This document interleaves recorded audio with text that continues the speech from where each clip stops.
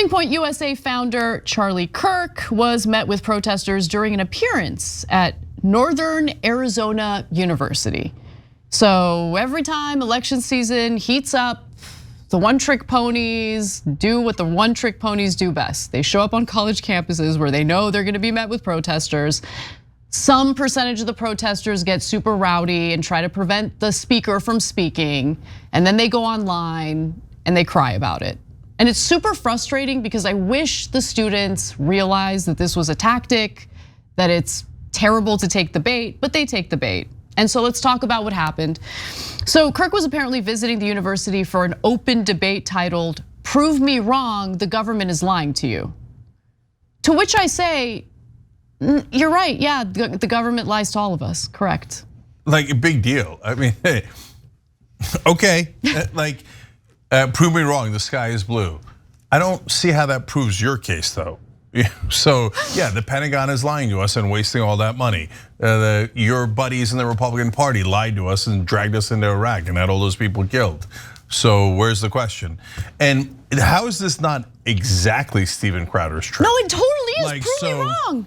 Yeah, no, it's actually a little it's actually a little embarrassing. Copyright infringement. Like to do the same exact thing. Yeah. I have a suggestion for what the students should do next time. Okay. Let's figure out what they did this time. So as soon as he stepped foot on campus, he was met with crowds chanting things like F you or F off fascist, trans rights or human rights. I'm fine with the chants, that's totally fine. Protesting it, I think is totally fine.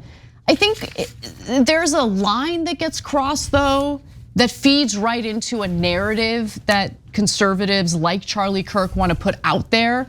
And I just think you gotta be a little smarter, a little more strategic in how you protest, right? I don't have a problem with protesting, that's also free speech.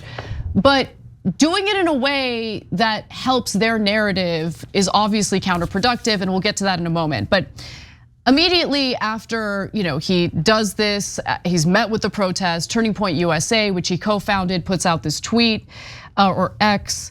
Isn't it funny how the people calling us fascists are the ones trying to shut down our free speech? No, guys, it is literally the exact same thing. It's happened a billion times. Ann Coulter did it, Ben Shapiro did it, Steven Crowder did it. Now, you have Charlie Kirk doing it. Thanks for the warm welcome at Northern Arizona University. Charlie Kirk is tabling soon. Follow for more updates. Okay. Now, as you see from the photo, the tabling of the debate wasn't like Charlie Kirk would be talking on a stage or anything like that. He just appeared on campus and engaged in like this open debate with any student who would engage with him, right? So let's take a look at what that scene looked like.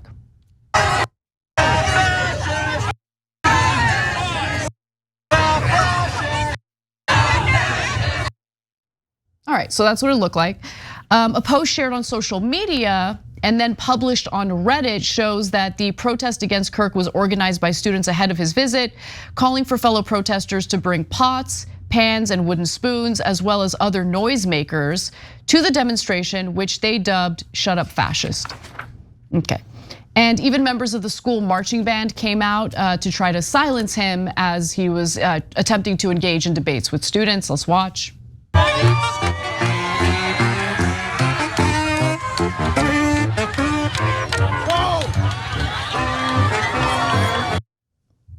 Okay, so I'm gonna go to you now, Cenk, because for me, I think that it would have been better. Look, if you don't want to engage him at all, like if you don't think he should, you don't have any interest in anything he has to say or any interest in engaging in the debate, do you, boo? You don't have to do it, right?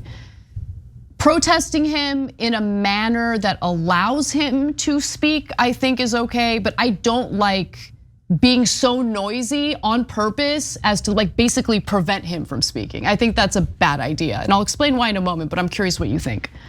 There was two signs that I really liked. I'll get to that in 1 second. But to Anna's point about how this is a trick as old as time. In fact, it is literally in the 1971 Lewis Powell memo. He says we should have young people go to college campuses, represent the pro-corporate agenda, and then if they don't let us speak, we should say that they're taking away freedom. So the guy wrote it decades ago, and they've been following that same script again. And I have the receipts in the book, it's in chapter 4, you could read it for yourself, direct quotes from the memo. and being applied today. It's amazing, okay? tyt.com/justice to get the book. But now back to these guys. There were two signs that I enjoyed. One was Charlie Kirk has a small face. Okay, another one was Charlie K is a baby. Okay, so look, have fun with it. I like it. So the marching band cuts in both directions. I like doing fun protests, etc. But then let the brother speak, right? Because it's his speeches. Don't worry, it's not going to cause any harm. Nobody believes in him. He's just trying to grab attention, and this only helps him, right?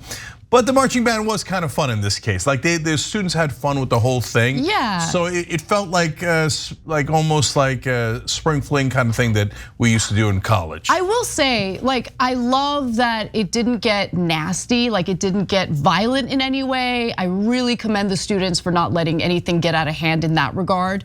In the past, when a conservative speaker shows up on a college campus and they're intentionally, trying to be provocative to drum up controversy and the kind of like violent reaction they're hoping for, well, that violent reaction then gets blasted all over the media.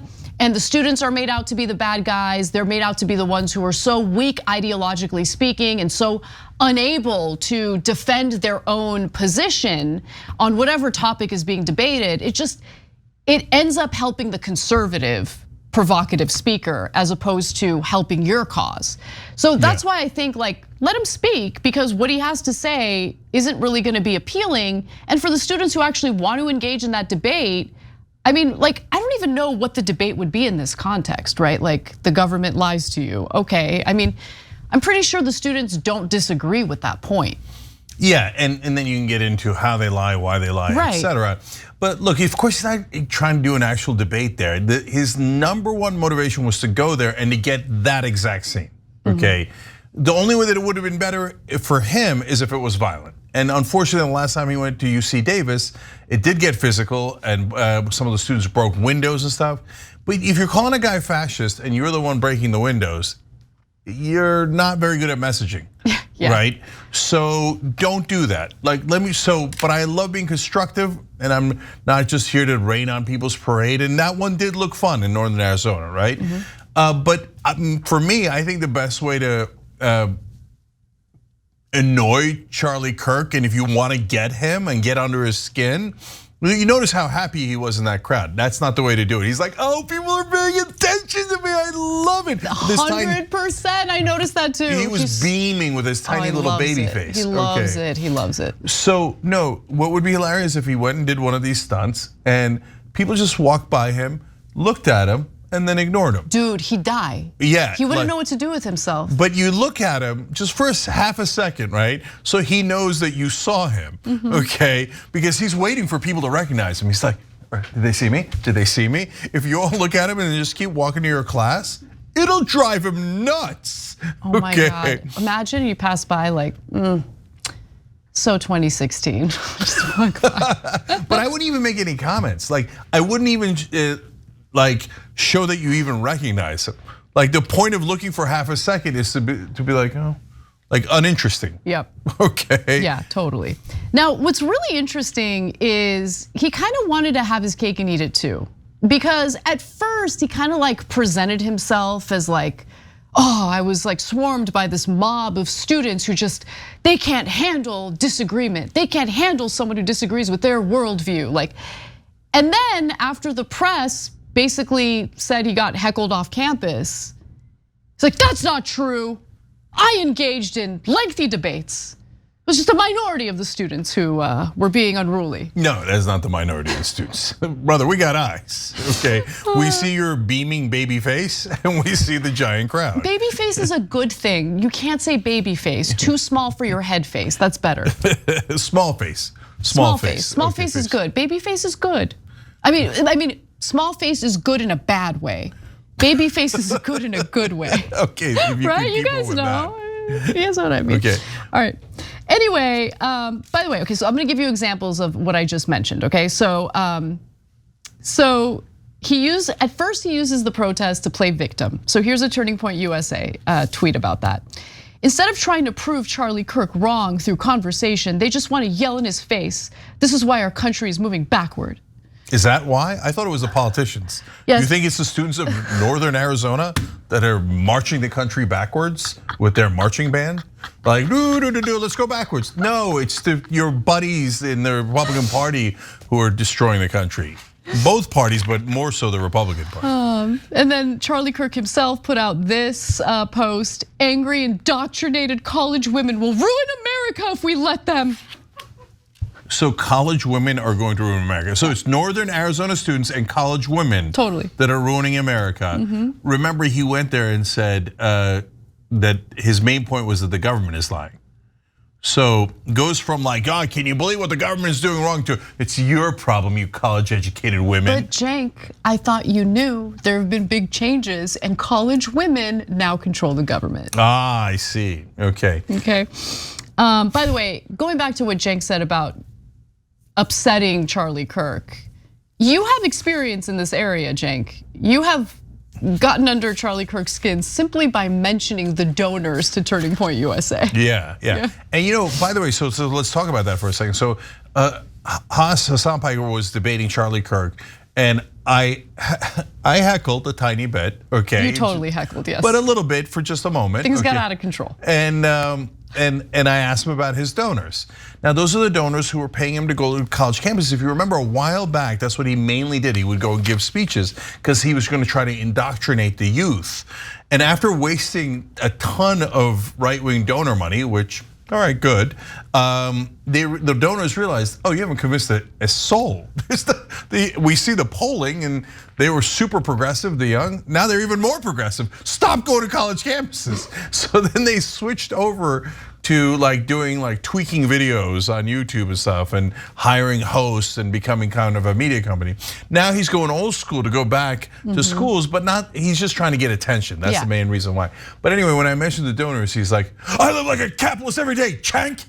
Okay, he yelled at me, and yeah, but you're kind of admitting it. You're saying, I don't care about the cause. I live like a capitalist. I take the donor money and then I do propaganda for them. Okay, all right, I'll take the confession. It was just a fascinating reaction from him when you just simply mentioned who funds Turning Point USA. Because it's not like we have members. We get a tiny amount from ads because tons of people watch us, right? He doesn't have any of that. He doesn't have grassroots. And so all he has is his rich buddies. That's true, yeah. And so that's why he gets touchy about it. Now, live like a cat every single day. Yeah, that was him. That was him losing his mind on the debate stage after Cenk. To be fair, Cenk did interrupt the debate with his accusation. I know, which was hilarious. I enjoyed it. I will allow it. Yeah, but to be fair to me, I don't want people getting the wrong impression that I was grandstanding for 10 minutes. It was like a 5 second, 15 second. No, 5 second, 15 second, that's too long. It was like 2 seconds. You just one sentence, but it really triggered him. Anyway, but going back to how he at first wanted to paint this narrative of being a victim and then immediately wanted to switch gears. So Mediaite puts out an article about this whole debacle, and their headline is, "F you fascist," quoting the students that were protesting. Charlie Kirk swarmed by hecklers at Northern Arizona University. So he quote tweets that, saying, "Dear Mediaite, you might want to watch this video and reconsider your headline. We had more supporters than opposition today." Oh, come on, brother. We all saw the videos. Come on. Okay, all right, lie any way you like. What the media wants you to think is that I got heckled off campus at Northern Arizona University. That's ridiculous. I was there for nearly 3 hours talking and debating with students. I left as scheduled. Then you know what? Then what are you complaining about? Then the students handled it perfectly.